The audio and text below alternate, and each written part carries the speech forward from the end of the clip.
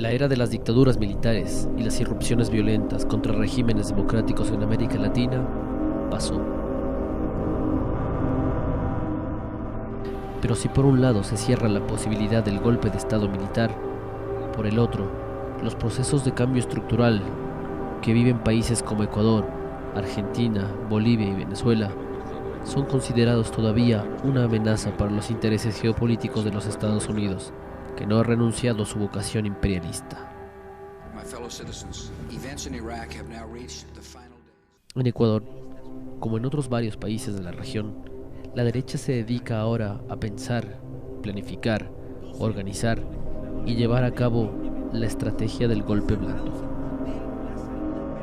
Uno de los elementos fundamentales de esta nueva ideología encabezada por Sharp es la protesta no violenta, la movilización no violenta, la no violencia como mecanismo fundamental, que es lo que le da la característica precisamente de intentos de desestabilización blandos y no duros. Duro significaría el uso de la fuerza, fundamentalmente el uso de la fuerza militar. Hay una estrategia, digamos la estrategia del golpe blando, hay un señor Sharp, que si usted lo busca en internet va a tener todos los pasos del golpe, de cómo se da un golpe blando, es decir, un golpe sin intervención militar, pero que haga caer al gobierno por movilización popular, desgaste, ataques, toda clase de, diríamos, carteles en las redes sociales, no sé, tu uso de internet. No es nada raro después de los sucesos del Paraguay, de los sucesos de Honduras y por supuesto de los propios sucesos ocurridos en Venezuela en el 2001 y en el Ecuador con el 30S. Así que no es una sombra traída de los cabellos, sino una neblina que efectivamente pesa sobre los procesos latinoamericanos. Este concepto fue introducido por el estadounidense Gene Sharp.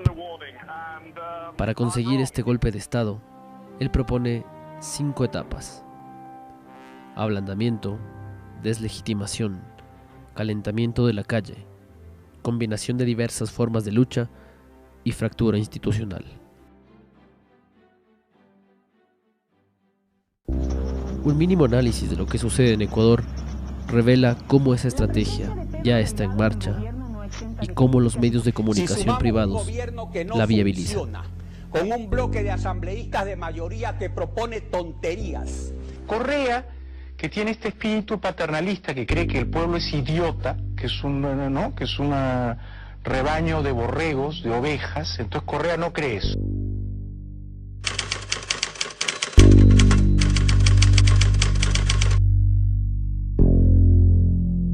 Diario El Universo se sumó una infografía con las supuestas alertas internacionales. Se está dando son intentos reiterados de los distintos sectores de oposición para generar unas predisposiciones, digamos, negativas, para generar lo que Noel Neumann llama el clima de opinión desfavorable a la acción gubernamental, ¿no es cierto? Esto evidentemente es muy difícil de hacer, pero no cuando se cuenta con el favor del sistema de medios privados. Un comunicado de la Cancillería alemana alerta el grave riesgo que corren sus viajeros si visitan el Ecuador. El Ecuador ha caído muy bajo. La delincuencia, el narcotráfico, el crimen organizado se han tomado nuestro país. Su discurso posiciona al gobierno como el que menos inversión extranjera ha tenido. Ecuador es el penúltimo país de América Latina en recibir inversión extranjera, según el más reciente informe de la Comisión Económica para América Latina y el Caribe, CEPAL. Dicen que Correa desaparecerá la dolarización. Dicen que hay liquidez en Ecuador. Dicen que Ecuador triangula con Irán y que se expone a un eventual bloqueo por un supuesto apoyo a lo que ellos llaman terrorismo. De que algo no está funcionando bien cuando los medios de comunicación, por ejemplo, están permanentemente dejando de lado la información sobre temas de interés público, están invisibilizando de manera periódica y permanente acciones que la ciudadanía debe conocer y que muchas de ellas son gestionadas desde el aparato estatal o desde el sector público. El discurso de los medios mercantiles olvida las colocaciones directas que han hecho Rusia, China, Brasil, entre otros países. O sea, si no es de Estados Unidos o el FMI, el financiamiento para ellos no cuenta. Orgullosos de estar participando en la construcción de la patria nueva. Esta es la patria nueva, compañeros. envuelven argumentos simples en un lenguaje complejo y alertan a la ciudadanía con titulares escandalosos.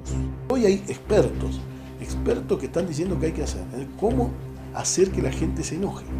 Expertos en producir descontento, ¿no? Artificiosamente, permanentemente, hábilmente, utilizando lo que León Gieco, aquel gran cantante argentino, llaman esa pobre inocencia de la gente, digamos, ¿no? La gente que, bueno, ve los periódicos, ve la televisión y cree en eso. Acusan al presidente Rafael Correa de ser fascista y totalitario. Utilizan con una liviandad y con una facilidad espeluznante términos como totalitarismo. Yo desconozco si es que tienen noción de a qué se están refiriendo con un término como el de totalitarismo, términos como el de fascismo, términos como el de dictadura. A mí me parece que resulta francamente a veces irresponsable y repudiable. En el Ecuador en realidad hay una forma contemporánea de dictadura. El tema acá es que considero que el gobierno utiliza la comunicación como una práctica fascista. Tiene que precisarse que esto es un punto dentro de una política de totalitarismo, de una política fascista del gobierno de represión. El triunfo de Correa tiene un significado latinoamericano, y ese significado latinoamericano es la consolidación en el Ecuador del chavismo. Tendrá más poderes que nunca, por lo que podría agudizarse su ofensiva contra la prensa independiente.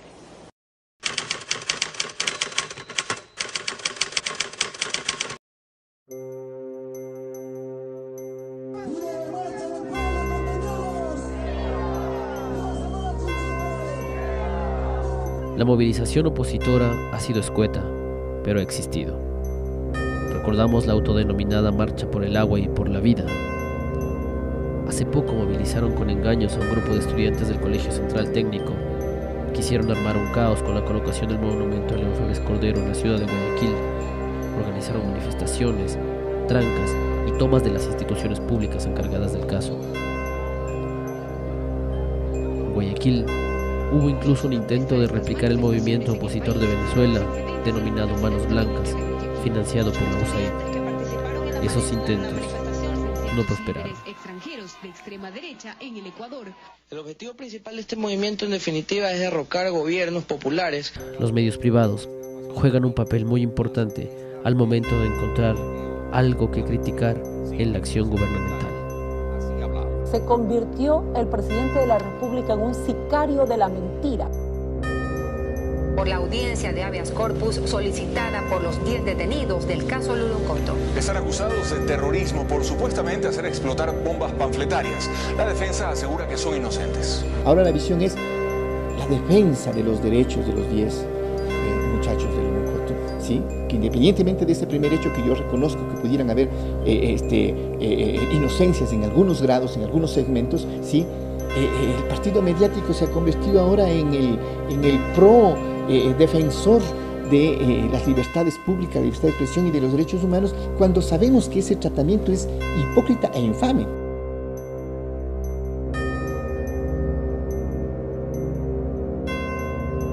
En tanto que en el gobierno de León Febres Cordero, cuando se asesinó, torturó y desapareció a cientos de jóvenes ecuatorianos, legitimaron la acción represiva del terrorismo de Estado bajo el pretexto de defensa de la democracia.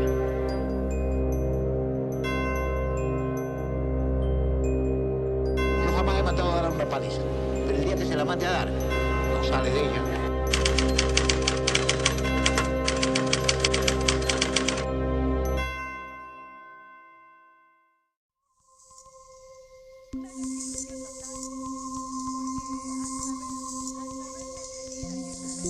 Las operaciones de guerra psicológica también se desarrollan en Ecuador.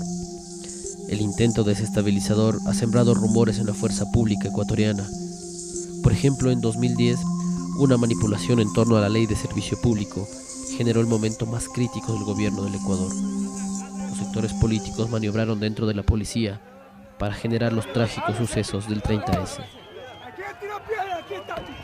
Esto también es parte de la estrategia desarrollada por Sharp.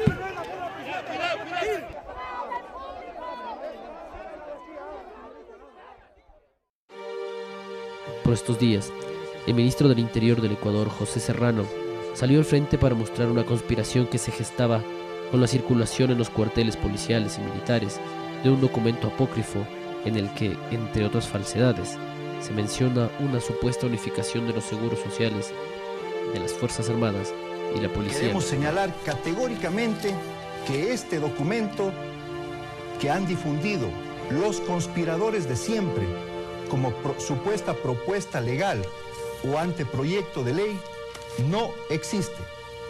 Hay que hablar de Fuerzas Armadas como hay que hablar de muchos otros temas en el país.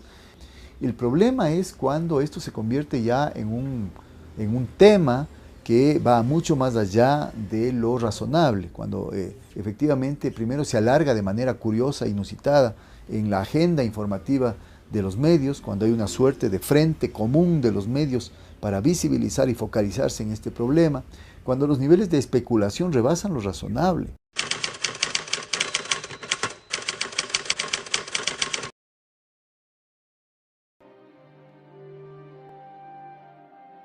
La teoría de Sharp supone que sobre la base de acciones callejeras, tomas de instituciones y pronunciamientos militares, se obligue la renuncia del presidente.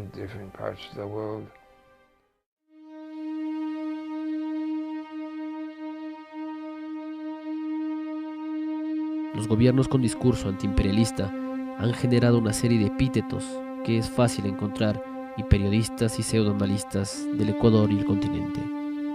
Ecuatorianos, abramos los ojos. Rafael Correa miente otra vez al país. Utiliza el poder de la presidencia de la República para entablar juicios, presionar a los jueces y enriquecerse.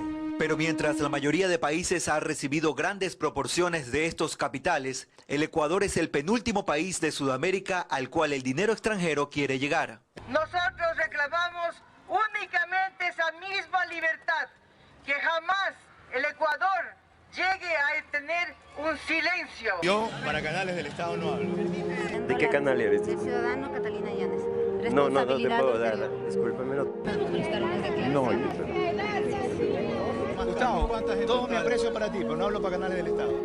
Aún así, con todos los insultos que pueden producir a diario, los medios de comunicación privados posicionan discursos como el de defensa de la libertad de expresión, pretendiendo librar una batalla contra el gobierno que supuestamente intenta silenciarlos.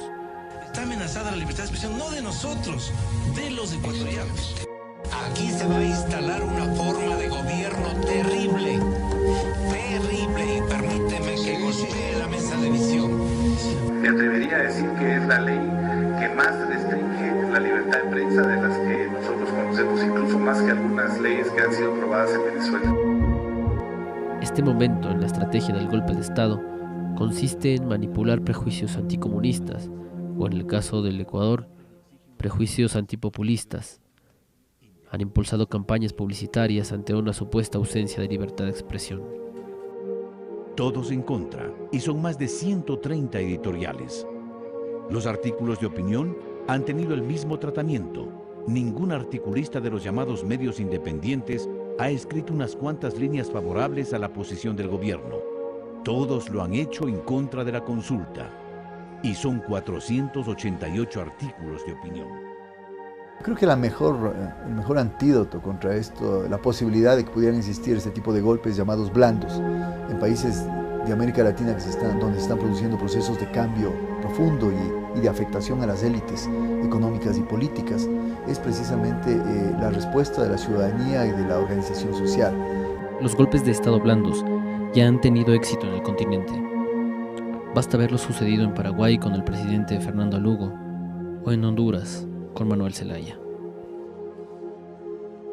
Para la Agencia de Noticias Andes, Santiago Aguilar Morán.